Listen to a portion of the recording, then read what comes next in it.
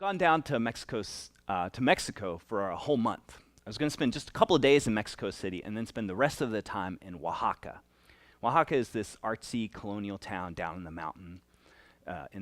It's got cobblestone streets and all these cathedrals. I wanted to go because it's this dream of mine to live and work in a foreign country. I don't want to see myself just as a citizen of the United States, but really as a citizen of the whole world.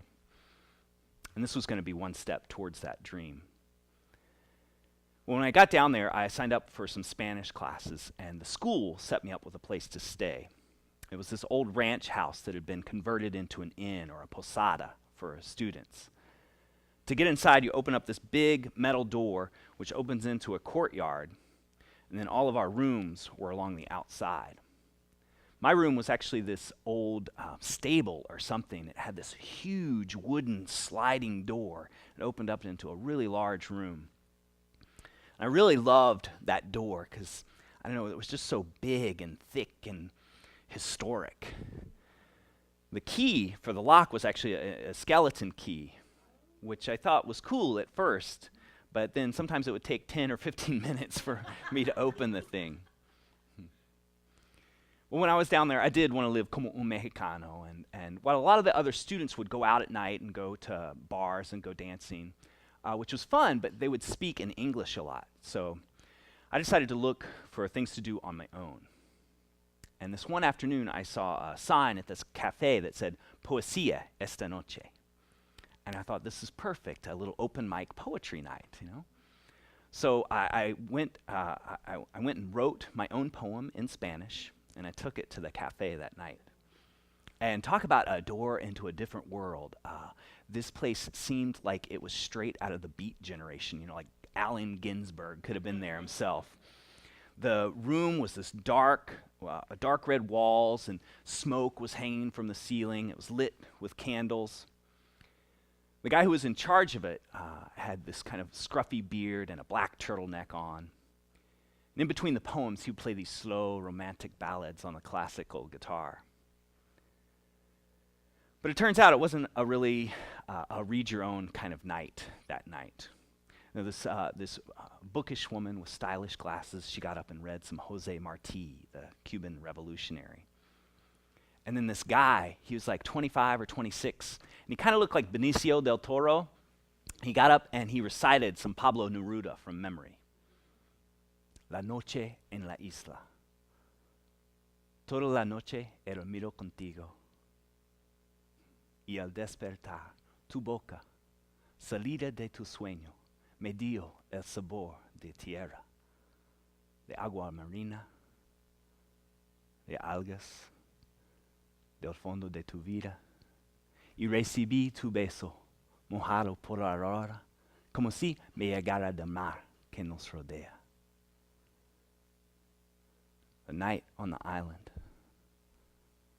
All night long I have slept with you, and upon waking, your mouth, exit of your dreams, gave me the taste of the earth, of the salt water, of the seaweed, of the depths of your life. And I received your kiss moistened by the dawn as if it came to me from the sea that surrounds us. There's no way I was going to read my poem after that.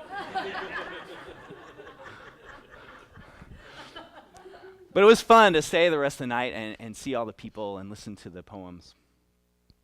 And while my poem certainly was no Pablo Neruda, I feel like it had its own certain charm to it, and it went like this. Estoy caminando por la acera. I'm walking on the sidewalk. Algo empieza a pasar. Something starts to happen. The chilies from the breakfast are mixing with the coffee and starting una reacción. It's 8 blocks to the posada. There are no bathrooms between acá y allá. It's not far, but don't tell yourself that. Imagine that it's a long, long way to go. It's easier that way. I knew I shouldn't have had that last piece of tortilla for breakfast, but before I left for Mexico, a friend of mine, he told me, Rick, siempre diga sí. Always say yes. You're in a new culture. You should probar cosas nuevas. Try new things. Vive, live. Nunca diga no. Never say no. Siempre diga sí.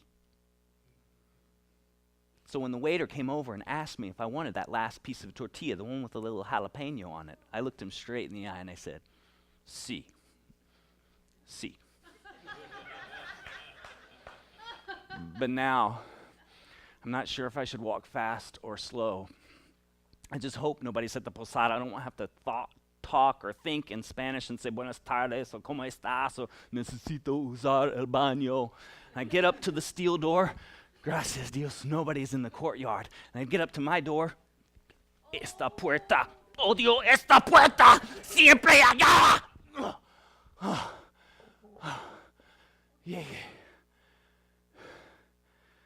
And as I sit down, I hear myself say, whew. See. Whew. Yes. Whew. Always say yes? Thank you.